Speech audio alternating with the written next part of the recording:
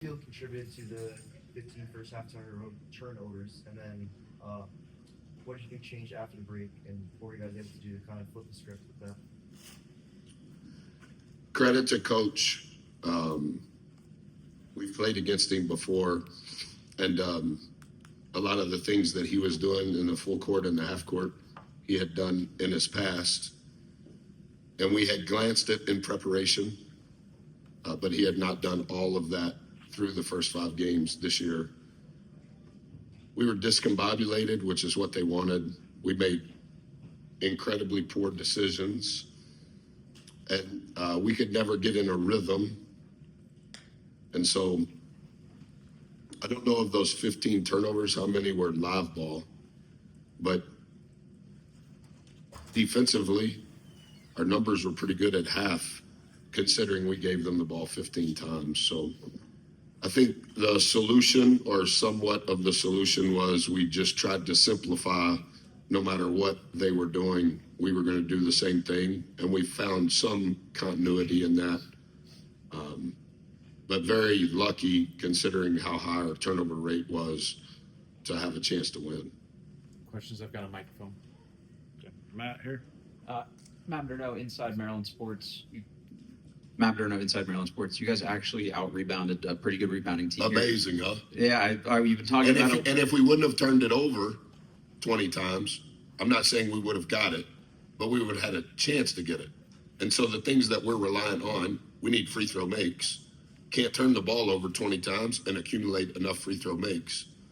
And then secondarily, it was our best offensive rebound percentage, our best defensive rebound percentage, and we still gave them the ball 20 times. I think it's the first time this year that the opponent shot more balls and shot more free throws than we did. And so, again, there's a lot of things analytically that if you look at the game, it shouldn't have been a game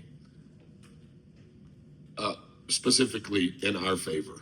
So we did do a lot of things, but when you're giving the team the ball 22% of the time, you're playing against an avalanche. And so I did commend our guys. Our coaches are doing a really good job. Like we practice rebounding as much as we practice offense, as much as we practice defense, because that's been our Achilles heel through the first 3 weeks of the season. I didn't let you answer your question. I'm sorry. No, it's perfect. Ben, over on the right. Was Ben Getkin, I'm back. Wanted to ask about. I know you, and I know Harrison. Thank you guys for coming. But this is the first time I think that I've seen you. I haven't asked a question yet, so next time. So I've seen you, I just haven't heard you. Thanks for coming.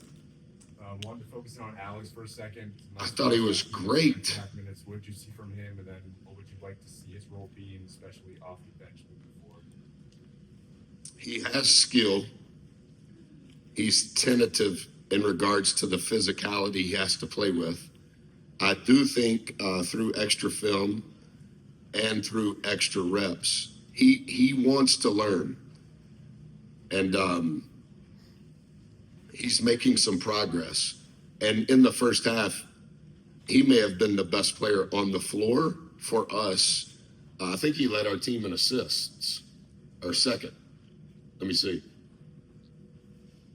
Yeah, he was second on our team in assists, and he played 17 minutes, and he was 100% from the field, and he had the same number of rebounds a lot of other people played more.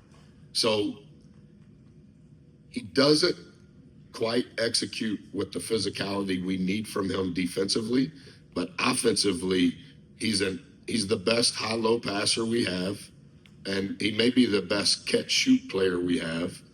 And so his length allows him to be in the mix. And if he'll keep making strides like he has, we need him to have a role on our team. And then you talked about last week on Friday how kind of you and the coaching staff would be up most of the night scouting for Gonzaga, and obviously with the quick turnaround. Take me through kind of an hour-by-hour process of, obviously still early, but what you expect to get done tonight as you prepare for tomorrow night. Sure. Thanks for asking. I don't know what time it is. The first thing I'll do is shower. And then I'll spend 20 minutes just studying this not because it applies to tomorrow, but it does apply to tomorrow relative to the focus being on us. We have to be really careful, in my opinion, in week 4 of year 1, that we give all of the attention to the opponent, particularly with a short turnaround. We have to make sure that we're applying the lessons that we're gathering information on and making sure that we're succinctly explaining that to our guys where they understand. I think the first part after this is I'll meet with our personnel coach just so I can get a feel for their team, their talent, their experience, etc. And then I'll meet with our defensive coordinator to talk about their premise behind how they play. And then I'll meet with our offensive coordinator. How do they play defensively? How are they going to defend in the post? How are they going to defend ball screens? Do they have any unique defensive principles that are their secondary versions? And then when we get together with the team first thing in the morning, we will do what we call flow, which is where the coach that's in charge of the scout just kind of commentates 6 minutes of them playing. And it's kind of intermingled, maybe 2 minutes from the night, 2 minutes from earlier in the day or earlier in their season.